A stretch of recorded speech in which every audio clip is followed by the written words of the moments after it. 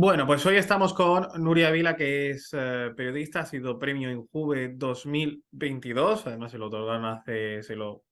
la premiaron hace muy pocas semanas, por un documental en Vimeo que se llama Yo sí te creo, donde aborda la situación de las víctimas de agresión sexual aquí en nuestro país. Nuria, ¿qué tal? ¿Cómo estás? Hola, muy bien. Muchas gracias por invitarme. Es un placer, la verdad. Vamos a intentar que la técnica no nos arruine la fiesta, que no nos arruine la Sí. entrevista, así que vamos a intentar hacerlo lo mejor posible. Bueno, lo primero es, ¿cómo surge la idea de tu reportaje? Pues surge sobre todo a raíz del caso de Pamplona, de la violación grupal, a la hora de cuando empecé a ver ya durante el juicio cómo, bueno, cómo toda esta problemática ya traspasaba lo que es la agresión en sí, cómo se cuestionaba en toda, bueno, todo el entorno de la situación donde había ocurrido, digamos, de todo lo de la diferenciación de abuso entre abuso y agresión. Y entonces pensé cómo lo tenía que estar viviendo la víctima, porque a veces pensé, en esta ocasión, quizás, bueno, todo lo que ha surgido después, todo el cuestionamiento público, todo el alcance que ha tomado, pues puede ser incluso peor, se puede vivir peor de lo que ha sido la agresión en sí, que ya son situaciones muy duras. Y entonces empecé a pensar si este caso era muy grave y por eso se había hecho tan mediático, o si habían otros casos que podían ser similares y o sea, si esto pasaba más a menudo y no se hablaba tanto de ello, y entonces antes de empezar el documental empecé a hablar con psicólogas, con muchas personas que trabajaban en todo en el tratamiento posterior a la agresión, lo que venía después, y vi que sí que era algo que pasaba muy a menudo, todo lo que es el cuestionamiento y la falta de atención o a veces la falta de coordinación, porque lo que es este tema sí hay muchas herramientas disponibles, pero a veces es la falta de coordinación o el no saber a dónde ir, al no tener un protocolo claro de reacción, pues hace que muchas víctimas o no lleguen a denunciar o no sepan directamente dónde acudir, porque a veces la denuncia es una opción a la que pueden recurrir, pero lo más importante es su recuperación y después que puedan poderlo escoger libremente, pero teniendo primero su recuperación física y emocional, lo primero. Y bueno, ¿has notado que ha cambiado algo desde entonces? Sí, bueno, ya en ese momento, ya en la atención creo a las víctimas de agresiones sexuales en los últimos años cada vez todos estos temas se hablan más y si se mira, por ejemplo, durante el documental también hacemos como un recorrido, se puede ver como un recorrido histórico de cómo ha ido avanzando lo que es el tratamiento hacia o la violencia hacia las mujeres, como antes se normalizaba mucho más situaciones que ahora no veríamos normales y en ese sentido se ha avanzado mucho y el caso precisamente con el que arrancaba el documental del caso de Pamplona, pues a partir de ese caso sí ha cambiado muchísimo la atención, o al menos también a nivel judicial. Ahora los jueces, lo que nos contaban muchas psicólogas también es que, o abogadas en este caso, es que vigilan mucho más porque a ser un tema que está mucho más en la opinión pública, lo que puedan decir pues puede tener más repercusión que antes, que quizás no se hablaba tanto. Y sí hay cada vez más medidas, ahora últimamente con la nueva ley además, y también a nivel de Catalán, de donde vivo, también la Generalitat ha impulsado nuevas campañas y se va trabajando también los Mossos d'Esquadra, la policía de aquí también ha implementado un protocolo más integral y se van dando pasos, pero también lo que nos comentaban algunas expertas es que lo que decía yo antes, que las herramientas están, pero a veces lo que falta es que haya una coordinación y que a una víctima cuando le ocurra, quizás si está más sensibilizada y más integrada en estos movimientos sociales, por ejemplo, más conectada a la sociedad pública, digamos, quizás sabrá más qué hacer o lo habrá visto más por el móvil o así que dónde tiene que ir. O, por ejemplo, el saber que el Hospital Clínic en Barcelona es el centro de referencia, mucha gente no lo sabe porque también si no es algo que sepa todo el mundo, aunque lo sea el centro de referencia. O sea que creo que se avanza, lo que decía, que hay muchas medidas y falta que todo esto sea como muy claro dónde se tiene que acudir, y también todo el tema del ámbito rural, que siempre queda más abandonado, y también hace falta que allí hayan las mismas herramientas, que no todo tenga que pasar por Barcelona, o porque en el ámbito rural, si atienden pocos casos al año, pues seguramente estarán como menos preparados, y no tendría que ser así, no tendría que estar como a la suerte de dónde vivas o de quién te toque cuando vayas, o en un centro médico o en una comisaría. No tendría que depender de si la persona tiene un mejor día o peor, o si está más sensibilizada sobre este tema. Tendría que ser siempre el mismo trato, y se activara ya un protocolo, y que fuera 24 horas, y a nivel de abogados, de psicólogos, médico, y que ya desde el principio pues se puedan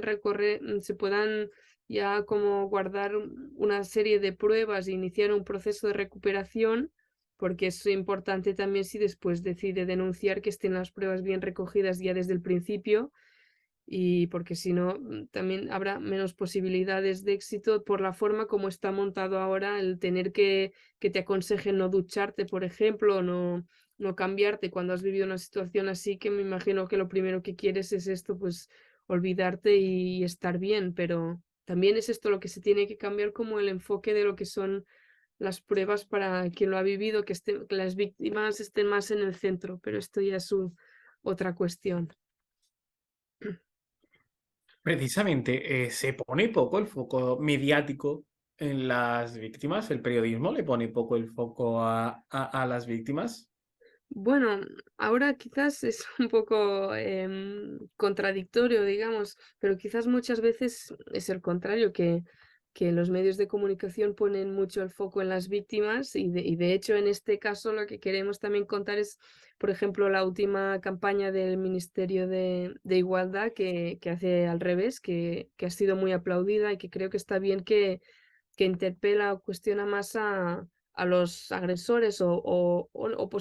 agresores o personas colaboradoras, digamos, a nivel social, o alguien que presencia actitudes o machistas que pueden acabar en una agresión, y es como les cuestiona más a ellos de si no eres tú el agresor, o si no eres tú quien para los pies a tu compañero, entonces ¿quién lo hará? Y este tipo de ideas yo creo que es lo que se tiene que, desde los medios de comunicación, de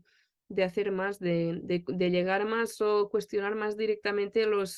tanto a los agresores como a su entorno, porque al final, si las agresiones son posibles, es porque hay un entorno que lo permite, porque también todo el mundo conoce a personas que han sido agredidas, pero en cambio nadie conoce a un agresor, digamos, a alguien de su entorno, y los agresores son personas siempre muy cercanas, no son la idea del psicópata. Y entonces todo esto es lo que, si a nivel social se visibiliza, se pone más el foco en los agresores, nos daremos más cuenta que es algo con lo que convivimos, que está en nuestro entorno, y no es tanto, bueno, el estigma de alguien, ¿no?, que está perturbado mentalmente, tiene algún problema, o lo que quieren hacer también muchos partidos o movimientos de extrema derecha, poner el foco en la inmigración, ¿no? Y lo que dicen muchas veces es como proteger a las mujeres de aquí de personas inmigrantes que vienen a acosarlas, cuando en realidad estos mismos movimientos son los que menos apoyo o menos medidas quieren implementar, o cuando han estado gobernando para apoyar a las mujeres. O sea que es contradictorio, ya se ve que es una excusa que ponen contra la inmigración, que no es que quieran ayudar a las mujeres, porque en realidad no lo están haciendo, y están desmontando siempre que pueden estos movimientos. Y precisamente, ¿cuáles son ahora mismo los retos pendientes que hay? ¿Cuáles son las grandes asignaturas pendientes que tiene nuestro mundo, al fin y al cabo, que es el mundo de la comunicación, para contar mejor, para sensibilizar más a la ciudadanía, para que los discursos de odio no traspasen sobre esta temática? Bueno, lo primero yo creo que es lo que comentaba, de que se tenga claro que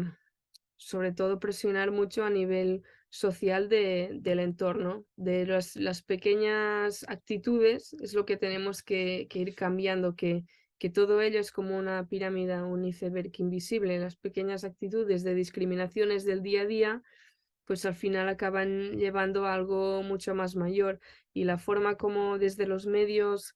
a la hora de poner etiquetas, cómo se trata estos temas, ¿no? Violador del estilete o la manada, cómo crea unas marcas y unas tendencias que a veces la gente más joven no percibe estos movimientos como algo que sea malo para la sociedad, sino que se reflejan en ello y se quiere copiar, y esto, claro, es lo peor que puede pasar, difundir desde los medios este tipo de temas y que acaben siendo modas para que los jóvenes lo sigan, bueno, perpetuando, porque claro, el problema más grande que veo sobre todo es en la gente más joven que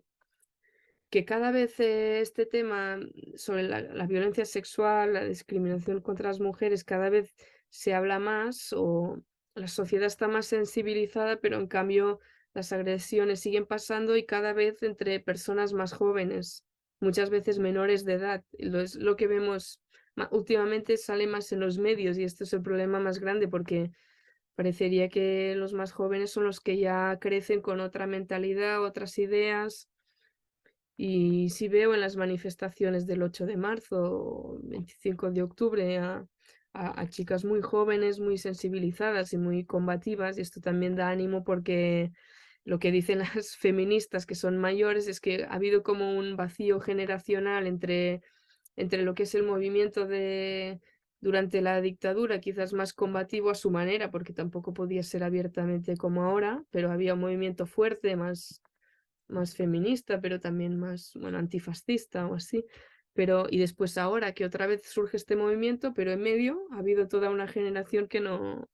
ha tenido esta, bueno, esta inquietud, o, bueno, generalizando, porque siempre hay movimientos, pero a nivel así, a gran escala, pues sí, entonces, bueno, no sé si he respondido a la pregunta o más o menos sobre los retos, porque también a nivel Sí, como sí, sí. más concreto, pues bueno, es lo que ya se está haciendo de implementar protocolos, coordinación, todo esto se está hablando mucho, las instituciones se dan cuenta de los errores, lo intentan y poco a poco se va haciendo, pero sí, sobre todo es a nivel gubernamental que ya se está haciendo poco a poco también, que es que haya protocolos integrales y que desde que sea el gobierno el que coordine toda esta atención con centros 24 horas y que no se tenga que ir contando distintas veces lo que ha ocurrido, ir de un centro a otro, que no te atiendan personas que te digan que a qué hora había pasado, que quizás no es tan grave, pero poco a poco se va haciendo, pero se tiene que ir hablando y sobre todo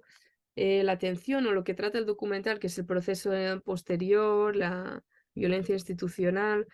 Todo esto es importante, pero lo que no sale tanto o solo un poco en el documental y que es lo que queremos hacer llegar más es que no exista esta violencia. Si después no existiera, ya no sería tan importante pues la atención posterior o si el objetivo Ujú. máximo no es que la atención sea muy buena, que es el objetivo, es así, el objetivo del documental, pero el objetivo máximo sería que no existiera esta violencia, porque si no que es lo que tendría que ser, no es algo innato, sino que es algo que se aprende y es el problema de la sociedad. Tenemos que desaprender todo esto, la estructura social, como se ha ido formando con los años y ha sido un proceso largo, pues también será ahora largo desaprenderlo, pero poco a poco se va deconstruyendo estas ideas, espero. Y hablabas de que tenemos que desaprender todo lo que hemos aprendido, que eran patrones machistas de una sociedad machista y patriarcal. Y las nuevas generaciones, los que vienen detrás de nosotros, los niños, los que están ahora en el colegio, los que van, o los que van a empezar incluso el colegio ahora, ¿tú crees que de verdad se van a encontrar con una educación mucho menos machista que la que hemos recibido nosotros? ¿O siguen los mismos, tú ves que siguen los mismos patrones? Bueno, es que claro, ahora la gente joven Lo que es la educación, supongo, dependerá de cada profesor. La educación en casa, espero que siendo, no sé, padres más jóvenes, pues Ujú, sí que hay una serie de ideas de cómo era la sociedad antes, más patriarcal, todo esto un poco se ha perdido, es lo que espero, no es tan firme como era antes, pero también ahora los jóvenes pasan muchas horas en internet y allí pues habrá de todo. Yo no sé exactamente ya lo que siguen más o lo que están, bueno, lo que se consume más en internet, digamos, no estoy tan al día, pero claro, allí está como más todo descontrolado y depende de lo que se encuentren, todo esto también influirá en sus ujú. comportamientos. La presión de las redes sociales, pero bueno, esto ya sería otro tema. Y por volver un poquillo al documental, el documental ha sido premiado con el premio Injuve, que es un premio muy importante, es fundamental ese premio. Em, ¿cómo te dieron la noticia de que lo habías ganado? Sí, hace ya unos días, sí, por email ya, bueno, me vi la resolución y entonces ya sí, tuve la alegría porque como ha sido un documental que hemos hecho durante casi 3 o 4 años, que ha sido muy largo, pues tener un esfuerzo tan largo y que al final haya recompensa, pues está muy bien que te lo reconozcan y poder recoger el premio y poder como, es como un momento de disfrutar todo el trabajo que se ha hecho. Pero bueno, más allá de esto, esto es como una parte más personal de satisfacción, pero también el objetivo principal en lo que más me motiva a la hora de recibir premios o hacer presentaciones o difundirlo en institutos o así, es que el tema pueda ir llegando y también se emitió por televisión, pero sobre todo a nivel en grupos más pequeños o en institutos. Es como tener una herramienta, que es lo que siempre pensábamos al hacer el documental, que no fuera algo como de investigación o de ir a decir todo lo que funciona mal y que sea una cosa muy periodística, sino que fuera una herramienta que sirviera después tanto para las instituciones que pudieran aprender cómo se vive desde la otra parte, o sea, lo que hacen las instituciones, pues cómo se recibe desde las víctimas que salen y por qué pasan estas situaciones, que es lo que cuentan las expertas en el documental, pues, y esto por una parte, que sirviera a las instituciones y por la otra parte nos interesaba que para víctimas o personas que puedan o haber pasado por esta situación o puedan tener una inquietud porque les pueda pasar, porque al final cualquier mujer o chica está sujeta a que le pueda ocurrir porque, como decimos, es una violencia que está muy cotidiana en la sociedad, o sea que no hace falta irse de fiesta y volver a las 6 de la mañana, sino que puede suceder monitores de extraescolares, profesores, familiares, o sea que está en todas partes, pues que a ellas también les pueda servir. Y en otras entrevistas que he hecho o después de ver el documental también nos escriben personas que les ha pasado o una amiga suya o que han estado en esta situación. Y muchas veces también nos dicen que les gustaría poder participar y contarlo, porque también lo que nos preocupaba al hacer el documental es que después, si algunas víctimas participaban, les pudiera doler o no vieran bien representado su testimonio o el Mm, resultado, porque al final si tratamos la revictimización y lo que acabamos es revictimizando, pues mejor no haber hecho nada sí. porque es al revés de lo que se quiere hacer y era el miedo, pero al final ha salido todo bien y por eso ahora tenemos mucha más motivación para que se vaya difundiendo y por eso el premio, volviendo a la pregunta, pues es nos ayuda a que llegue más, por ejemplo, ahora al hacer esta entrevista o que pueda también llegar a otros sitios Mm. de otras partes de España, porque originariamente lo hicimos en catalán y después lo quisimos traducir en subtítulos y bueno, y otras partes lo cambiamos directamente al castellano para que pueda llegar a más sitios, no se quede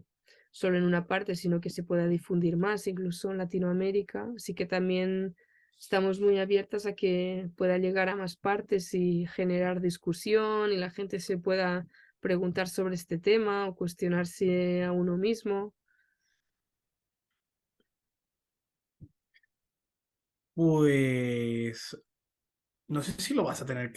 poder recibir en persona. ¿Va a haber algún acto de entrega de premios? ¿Lo ha habido ya? O... Sí, sí, el miércoles. El miércoles en Madrid Ah, sí habrá pues, un acto así institucional un poco grande